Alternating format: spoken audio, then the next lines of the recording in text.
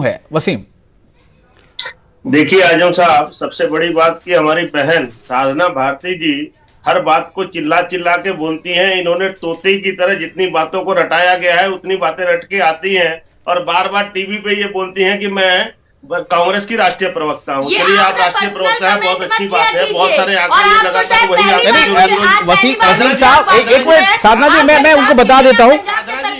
वसीम साहब, वो अगर वो अपने नाजरीन को ये बता देती हैं कि वो कांग्रेस के राष्ट्रीय प्रवक्ता हैं, इसमें क्या बुरा है? आप भी बताते हैं, हमारे कई बड़े बड़े नेता अपने नाम, जगह, जात पात सब बताते हैं। बड़े बड़े नेता वो तो इतना ही बता रहे हैं कि वो राष्ट्रीय प्रवक्ता है। देखिए आजम साहब, पहले इनको म्यूट करिए, मैं आपके सवाल का जवाब दे रहा हूँ। आप इनको म्यूट करिए पहले, क्योंकि ये बोलते हैं इनका एक ही फंडा है कि जब हम बात अपनी रखते हैं तो अपनी बात रखती है, दूसरे को सुनना नहीं चाहती है। अब बात रही आपकी, जो आपका सवाल, देखिए सरकार पहले दिन से ही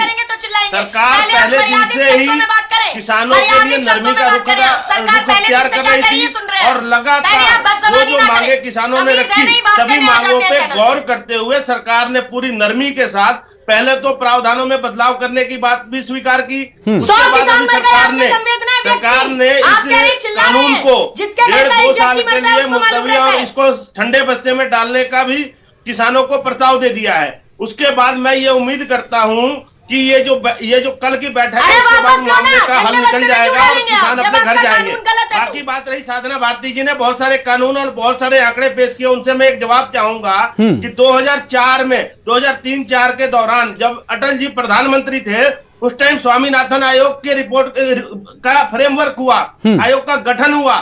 2006 में जब स्वामीनाथन आयोग की रिपोर्ट आती है, उस टाइम कांग्रेस की सरकार थी, मनमोहन सिंह प्रधानमंत्री थी। अगर ये किसान की बेटी है और कांग्रेस की तर्जुमान है तो इन्होंने क्यों नहीं उस कानून को लागू कराया? स्वामीनाथन आयोग की रिपोर्ट को क्यों नहीं लागू कराया? आज तोते की तरह आके लगातार लगातार रखती है। लेकिन अगर किसानों का किसी ने नुकसान किया है तो सबसे ज्यादा कांग्रेस ने किया है। और मेरी बहन तर्जुमान जो बैठी है कांग्रेस की, एक ही बात लगातार बोलती आती है। इसको भी पढ़ने की जरूरत है।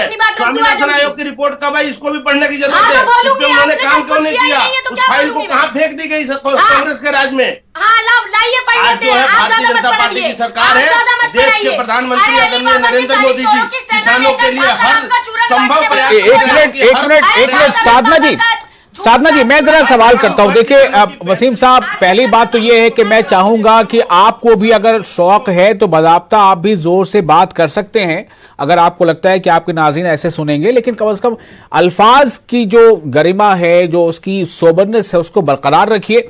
ये एक बहुत अच्छे प्लेटफॉर्म पे हमारी बातचीत हो रही है, अल्फाज का आप थोड़ा ख्याल रखिएगा। कोई ये आदत होती है, कई आपके पार्टी के तो कई नेता हैं जो बहुत जोर से बोलते हैं, आप जोर से नहीं बोलते, ये अच्छी बात है, लेकिन किसी के जोर से बोलने या धीमा बोलना मैटर नहीं करता, वो बोल क्या रहा मैटर ये करता है। सवाल ये है जो साधना भारती सवाल उठा रही हैं कि आप 1.5 से 2 साल के लिए क्यों सरकार तैयार हुई इसे होल्ड करने के लिए? अगर ये कानून अच्छा ही है तो, अगर अच्छा है तो फिर क्यों वापस करना? देखिए सरकार जो है ये चाह रही है कि किसानों के साथ किसान जब तक इसमें सहमति ना जताए, सबकी सहमति के साथ इस कानून को लागू किया जाएगा। हम नहीं चाहते। ये तो शायद पहले सोचना था, जब आनंद फानंद पार्लियामेंट से इसे पास कराया गया उससे पहले सोचना था, बिना बहस कराए पास कराया गया उससे पहले सोचना था। किसान सशक्त हो। आजम साहब, ये कानून जो है किसानों के मुफाद के लिए है, किसानों के फायदे के लिए है, लेकिन विपक्ष ने इस पे अपनी राजनीतिक रोटियां सेकने से बाज नहीं आ रही। हम नहीं चाहते कि बिल्कुल साधना में आ रहा हूं आपके पास, एक सेकंड। किसान भाइयों का नुकसान हो, किसी भी किसान का नुकसान हो, इसलिए हम इस पे चर्चा करने के लिए तैयार है। लगातार हमने सरकार ने चर्चा भी की इस कानून के ऊपर, लेकिन उसके बाद भी इस कानून को 1-1.5-2 साल के लिए ठंडे बस्ते में डाला जा रहा है। किसी को ये ना लगे कि ये कानून सरकार जबरदस्ती थोप रही है। कानून सरकार जरूर लेके आई है किसानों के फायदे के लिए, लेकिन हम किसानों से चर्चा भी कर रहे हैं और इस चर्चा के बाद इस कानून को लागू